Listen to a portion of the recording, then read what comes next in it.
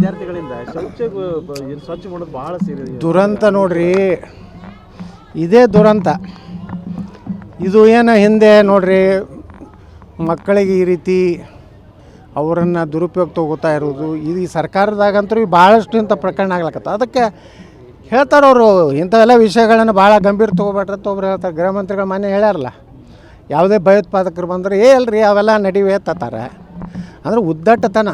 ಅದೇ ಒಂದು ಬೆತ್ತಲೆ ಪ್ರಕರಣದಲ್ಲಿ ಉತ್ತರ ಪ್ರದೇಶನಾಗ ರಾಹುಲ್ ಗಾಂಧಿ ಮತ್ತು ಯಾರು ಇನ್ನೊಂದು ಪ್ರಿಯಾಂಕ ವಾಡ್ರಾ ಗಾಂಧಿ ಅಂತವ್ರು ಅಲ್ಲಿ ಬಿಡ್ರು, ನಕಲಿ ಗಾಂಧಿಗಳು ಅಲ್ಲಿ ಮೋಟ್ರ್ ಸೈಕಲ್ ಮ್ಯಾಗ ಹೋಗಿ ಹೋರಾಟ ಮಾಡ್ತಿದ್ರು.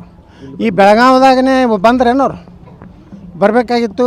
ಪ್ರಿಯಾಂಕಾ ರಾಹುಲ್ ಬಂದು ಇಲ್ಲೇನು ಬತ್ತಲ ಪ್ರಕರಣ ಮೊನ್ನೆ ಏನಾಗೈತಲ್ಲ ಬೆಳಗಾವದಾಗ, ಅಲ್ಲಿ ಬರಲಿಲ್ಲ. ಕಾಂಗ್ರೆಸ್ನ ಸರ್ಕಾರ ರಾಜಸ್ಥಾನದಾಗಿದ್ದಾಗ ಎಷ್ಟು ದಲಿತರ ಮಹಿಳೆಯರ ಮೇಲೆ ಅತ್ಯಾಚಾರ ಆಯಿತು, ಅಲ್ಲಿ ಹೋಗಲಿಲ್ಲ. BJP ಸರ್ಕಾರ ಎಲ್ಲಿರ್ತೋ ಇವತ್ತು ಉತ್ತರ ಪ್ರದೇಶನಾಗ ಹೋಗೋದು, ಮೊದಲು ಇಲ್ಲಿ ಕರ್ನಾಟಕ ನಮ್ಮ ಪಕ್ಷ ಅಧಿಕಾರಿದಾಗ ಇಲ್ಲಿ ಬರೋದು, ಈ ರೀತಿ. ಮತ್ತು ಅಲ್ಲಿ ಮಮತಾ ಬ್ಯಾನರ್ಜಿ ಅಲ್ಲಿ ದಿನಾನೂ ಹಿಂದೂಗಳ ಮೇಲೆ ಒಂದು ರೀತಿ ನರಸಂಹಾರ ಆಗ್ತದೆ, ಅಲ್ಲಿ ಹೋಗೋದಿಲ್ಲ.